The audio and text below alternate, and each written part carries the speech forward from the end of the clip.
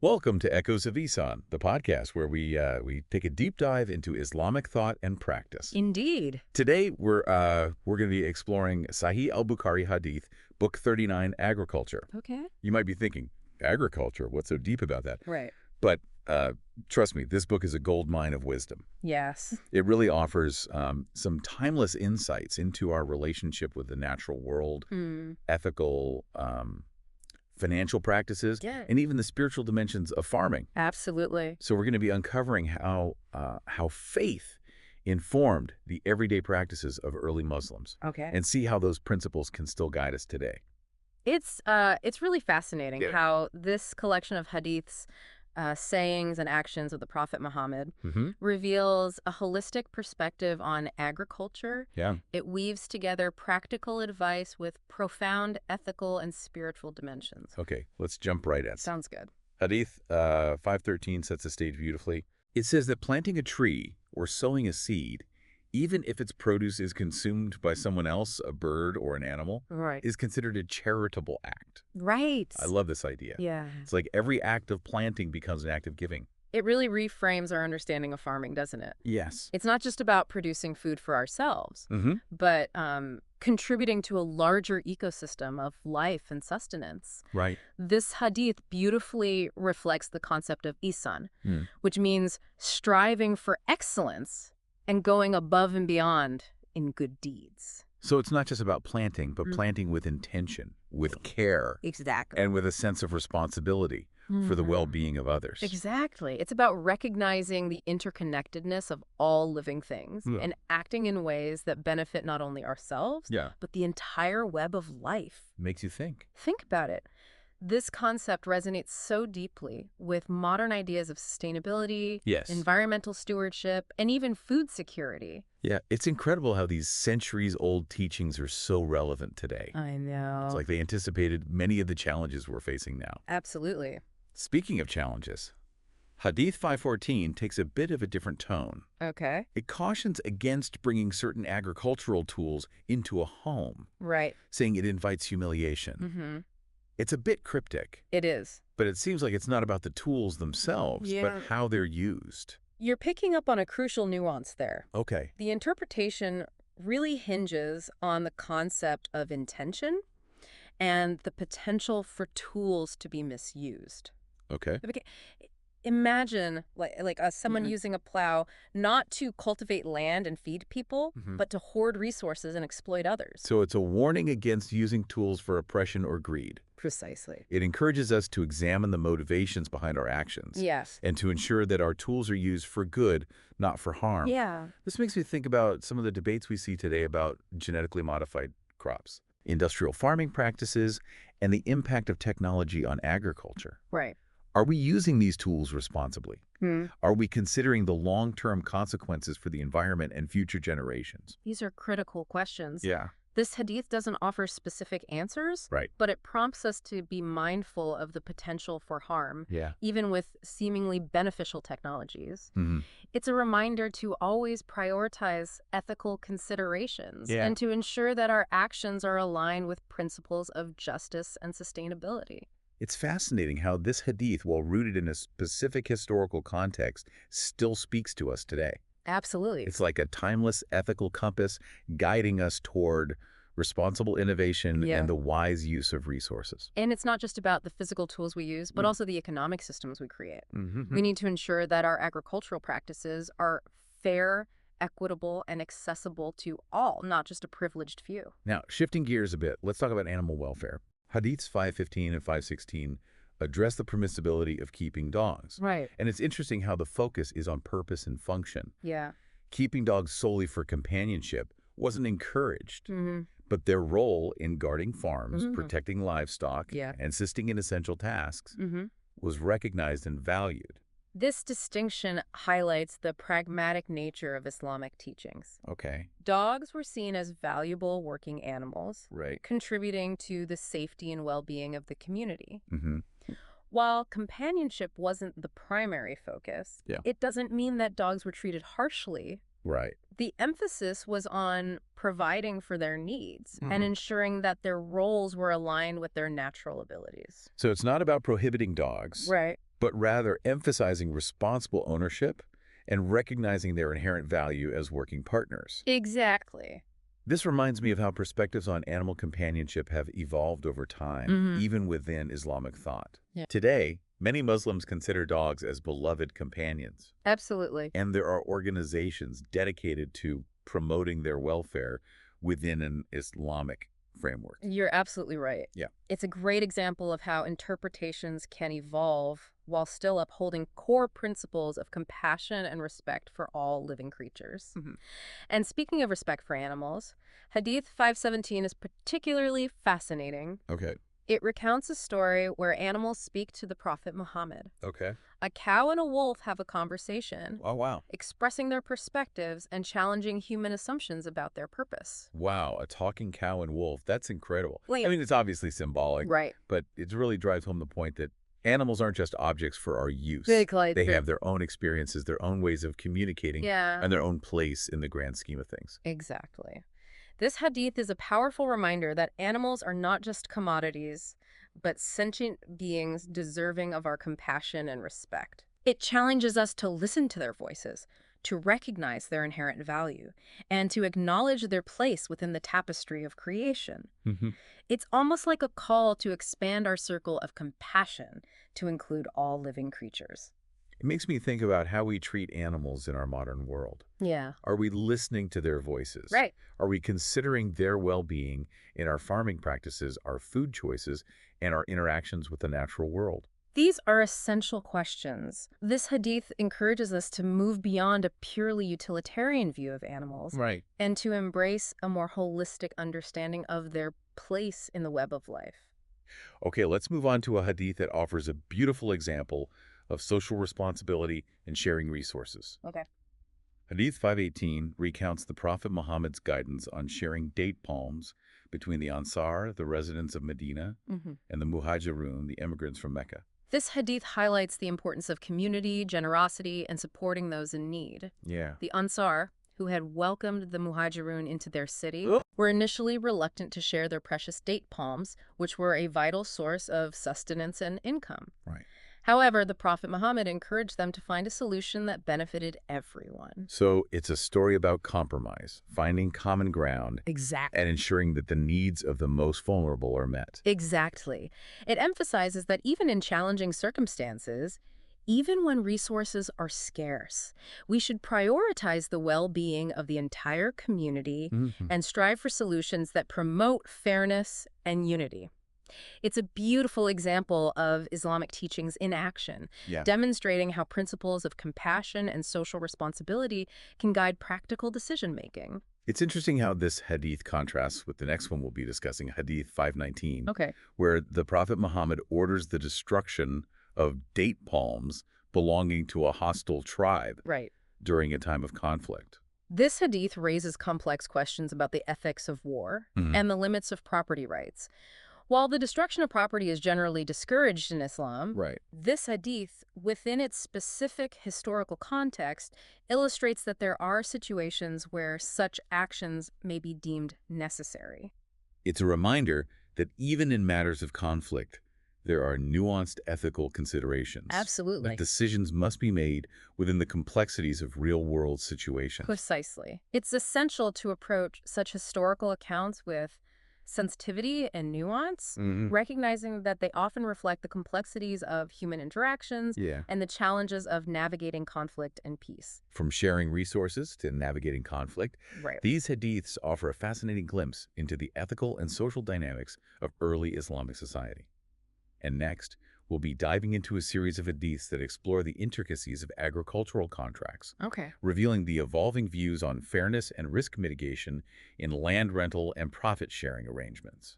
It's a topic that's sure to spark some interesting discussions as we see how Islamic teachings grapple with the complexities of financial transactions and the pursuit of both economic well-being and ethical conduct. That sounds like a great place to pause for now. Okay. When we return, we'll continue our deep dive into Sahih Bukhari Hadith, Book 39, Agriculture. Sounds good. Exploring the nuances of land rental and the evolving interpretations of fair financial practices. Stay tuned. Okay.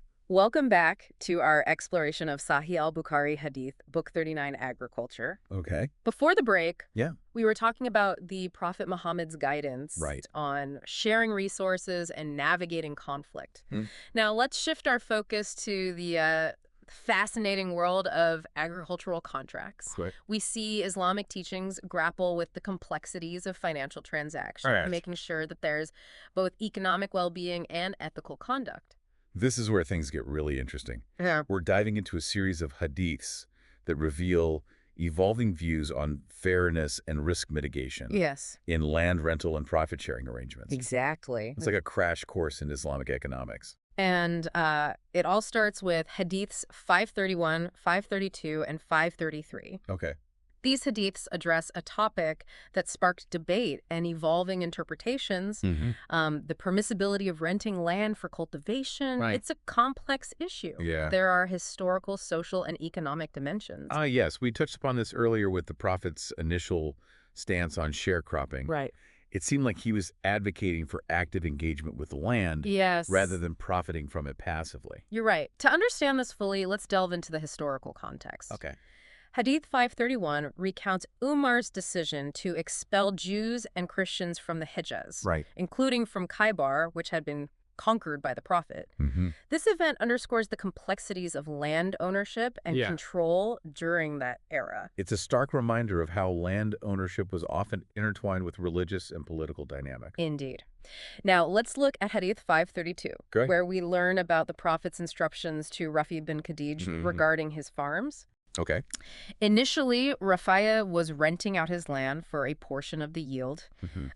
This was a common practice, known as sharecropping. However, the Prophet advised him to either cultivate it himself, let others cultivate it for free, or leave it uncultivated. Wow, that's a strong statement. It seems like the Prophet was discouraging profiting from land ownership without actively participating in its cultivation. That's a key takeaway. It highlights a core principle. Those who work the land should benefit from its bounty. And this is further emphasized in Hadith 533, where the Prophet states that anyone with land should either cultivate it personally, give it to their Muslim brother to cultivate for free, or leave it unused. This challenges our modern notions of land ownership as a purely financial asset, doesn't it? It does. It's more about stewardship and ensuring that the land is used productively and ethically. Absolutely. These hadiths remind us that land is not just a commodity to be bought and sold, but a precious resource entrusted to us for the benefit of all. However, this seems to contradict earlier examples where the Prophet approved profit-sharing arrangements with the people of Khaybar after their land was conquered. How do we reconcile these seemingly different perspectives? That's a great question. It's precisely where the conversation gets nuanced. The Prophet's interactions with the people of Khaybar occurred within a specific historical and political context. It's important to note that the people of Khaybar were not Muslims, and their land was acquired through conquest. The Prophet, in his wisdom, sought to establish a system that was both just and practical, considering the complexities of the situation. So it seems like there's room for different interpretations, applications of these principles, depending on the specific circumstances. Exactly. And to further understand this evolving understanding, let's move on to Hadith 534, where we see a slightly different perspective emerge from Ibn Abbas, a prominent companion of the Prophet known for his knowledge and wisdom. Okay, I'm all ears. What does Ibn Abbas add to the discussion? Hadith 534 presents Ibn Abbas's interpretation of the Prophet's teachings on land rental. While acknowledging the Prophet's preference for giving land to others for free as the most virtuous act, Ibn Abbas clarifies that renting land for cultivation isn't inherently forbidden.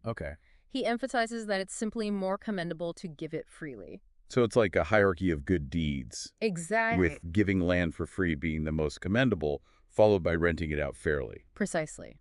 It introduces a degree of flexibility and pragmatism into the application of the Prophet's teachings, recognizing that different situations may require different approaches. It also highlights the role of scholarly interpretation in understanding and applying religious principles to real-life situations. Absolutely. Let's continue with Hadiths 535 and 536. Okay. Which offer further insights into this evolving understanding. Sounds good. Let's dive in. Hadith 535 recounts how Ibn Umar, another prominent companion of the Prophet, used to rent out his farms during the early years of Islam. However, when he learned about Rafi bin Khadij's hadith forbidding land rental, he stopped doing so. He was fearing he had unknowingly acted against the Prophet's teachings. It's interesting how Ibn Umar's initial practice reflects a common practice at the time. Indeed. And it highlights the importance of continuous learning and seeking clarification on religious matters. It also shows how even the most knowledgeable individuals can be open to revising their understanding based on new information or interpretations. This openness to evolving understanding is a hallmark of Islamic scholarship. Yeah. Now let's look at Hadith 536, which sheds further light on Ibn Umar's approach. Okay. What did Ibn Umar do after he learned about the prohibition on land rental?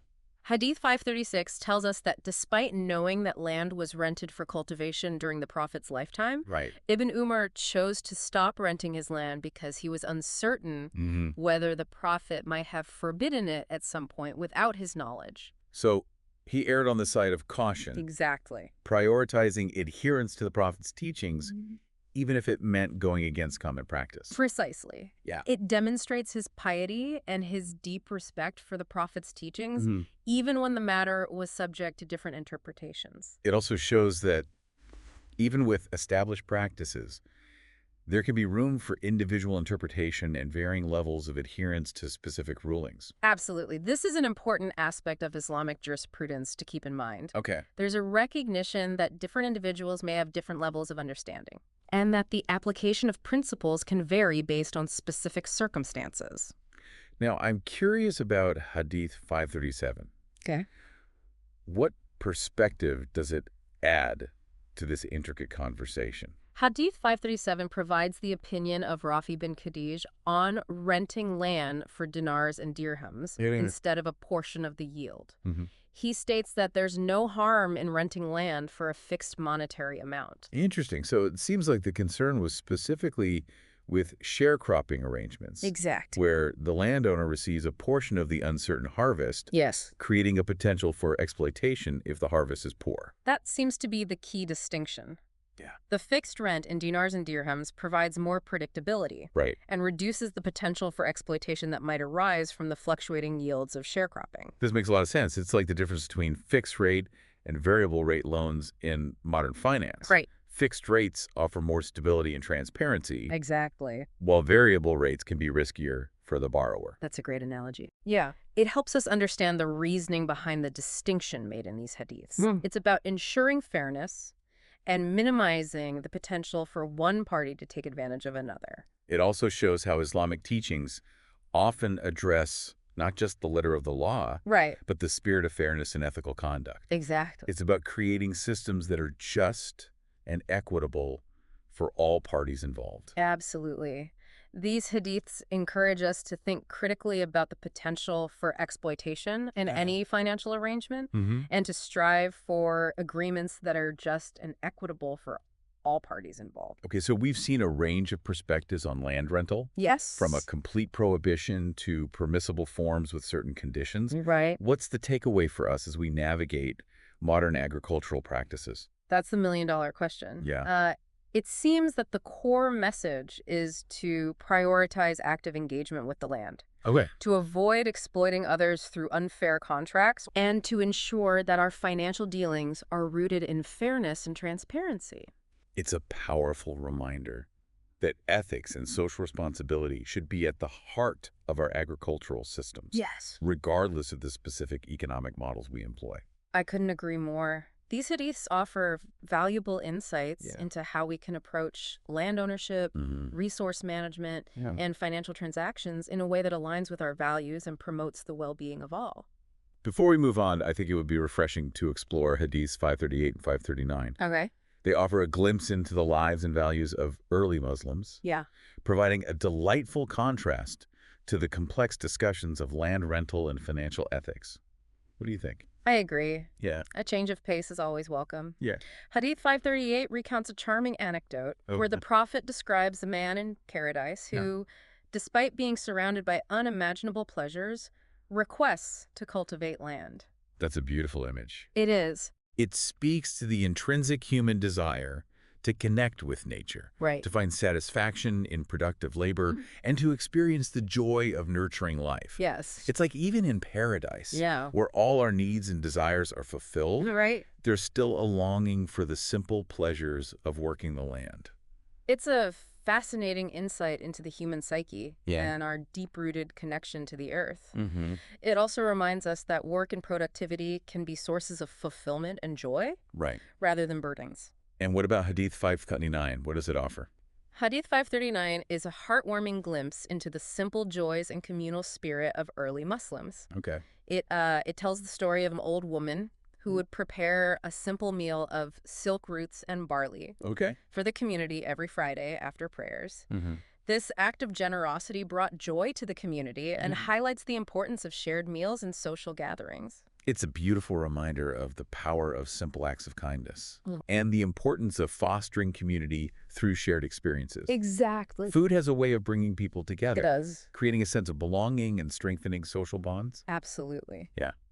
These hadiths, while seemingly simple, offer profound insights into human nature, our connection to the land, and the importance of community.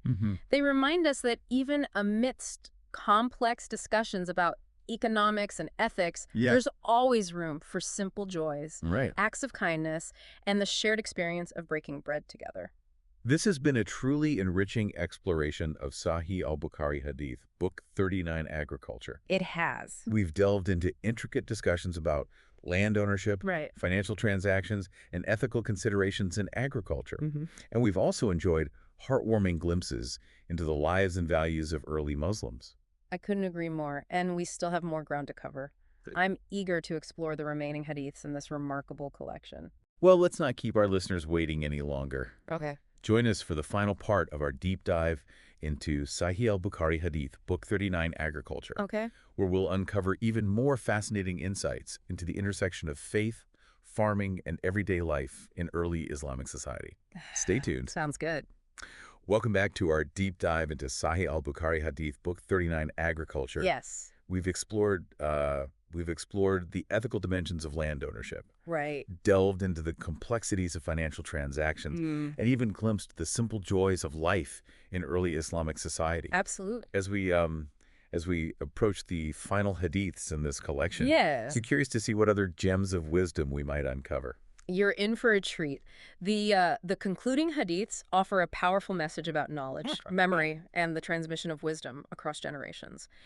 It's a reminder that the knowledge we have today is a result of the dedication and sacrifices of those who came before us, carefully preserving and passing down these teachings. That sounds fascinating. Which hadith are we looking at now? We're turning our attention to Hadith 540. Okay. It provides a glimpse into the life of Abu Hurairah, a prominent companion of the Prophet Muhammad, known for narrating numerous hadiths. He was like a walking encyclopedia of the Prophet's teachings. Oh, yes, I've heard of him. He's considered one of the most prolific narrators of hadith. Yes. I imagine that came with its own set of challenges. You're right. In this hadith, Abu Hurairah addresses the criticism he faced for narrating so many hadiths. Some people question why he had so many more narrations than other companions, wondering if it was all accurate or if he might be exaggerating. It's interesting how even back then there were questions about the authenticity and volume of religious narrations. Yes. It highlights the importance of establishing reliable chains of transmission. Absolutely. And verifying the accuracy of information. It speaks to the meticulous efforts of early Muslims to preserve the integrity of the Prophet's teachings. So in response to these criticisms, Abu Hurairah explains that while many of the other companions were busy with trade or managing their properties, he, as a poor man, dedicated himself to accompanying the Prophet and absorbing his teachings. So he prioritized learning and memorizing the Prophet's words over worldly pursuits. Exactly. He was like a dedicated student soaking up knowledge from a wise master. Precisely. He describes himself as being present when others were absent and remembering what others forgot.